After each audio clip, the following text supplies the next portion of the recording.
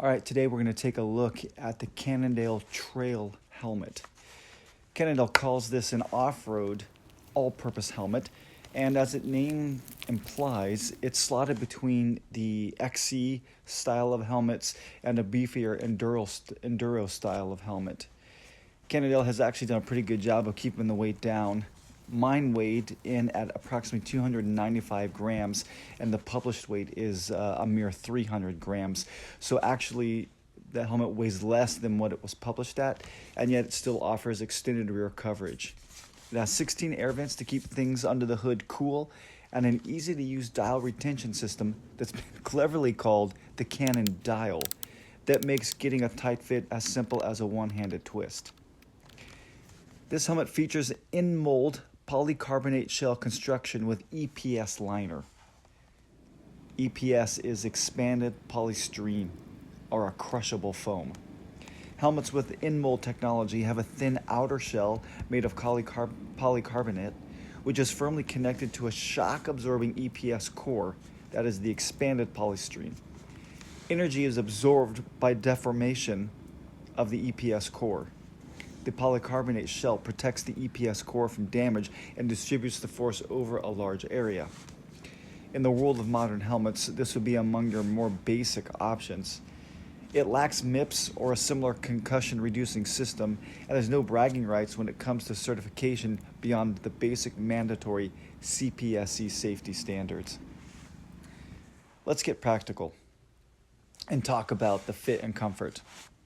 The helmet only comes in two sizes: a small medium and a large extra large. The small medium is said to fit heads between 55 and 61 centimeters in circumference, and the large extra large fits the 60 centimeters to 64 centimeter size. And this sizing seems to be fairly accurate.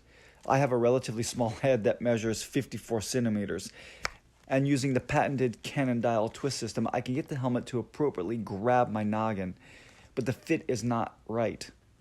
There remains a fairly large gap between the retention system and the side of the helmet, and the helmet sits pretty low on my head so that the rear brace pinches when I tilt my head back in the proper riding position, and the front part of the retention system and the sweat pad also sit low, basically just above my eyebrows, pushing everything down.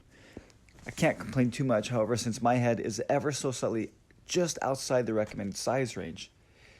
The helmet fits much better on my son, who has a head that sits in the 57 centimeter range. These 3 centimeters make all the difference in terms of side gaps and how the helmet sits on the head. The padding is adequate and seems to have an anti-microbial fabric. Sweat can be an issue, but the ventilation and pads tend to keep it off the face and at a minimum. The strap system is easy to use and adjust and will quickly allow for a fairly customizable fit. The minimal visor is a toss-up. It balances out the helmet visually and is made to break away in case of a crash, but will only provide a small amount of shade. Goggles can be worn with the helmet, but it is obvious that this is not the intended purpose of the helmet, and the strap of the goggles sits awkwardly over the sides of the visor. There is, however, plenty of room for sunglasses both behind the ears and above the eyebrows. All things considered, the Cannondale adjustment system, combined with adequate padding and its lightweight, make this a fairly comfortable lid. It doesn't disappear while riding, but is inconsequential as added weight to the head. I did not have an opportunity to crash in the helmet. That being said, I would trust it for a typical XC ride or for cruising down Main Street, but I would prefer not to be stuck with this helmet for more serious all-mountain enduro-style riding. Even though it would probably be fine, I'm just used to having something a little more substantial protecting my brain. So, should you buy this helmet? Honestly, for an MSRP of $50, I would pass on this helmet and buy the Bell equivalent at Walmart, which is a bit cheaper. However, you can get this helmet on sale, and I bought mine for $25, and that is a hard deal to pass up. For the right price, this is a good helmet that is lightweight, breathes well, and gets the job done. So if you find a good deal and you're looking for a new helmet, this is worthy of your consideration. There you go, folks. I hope this review has helped you out. Thanks for watching. Now go ride your bikes.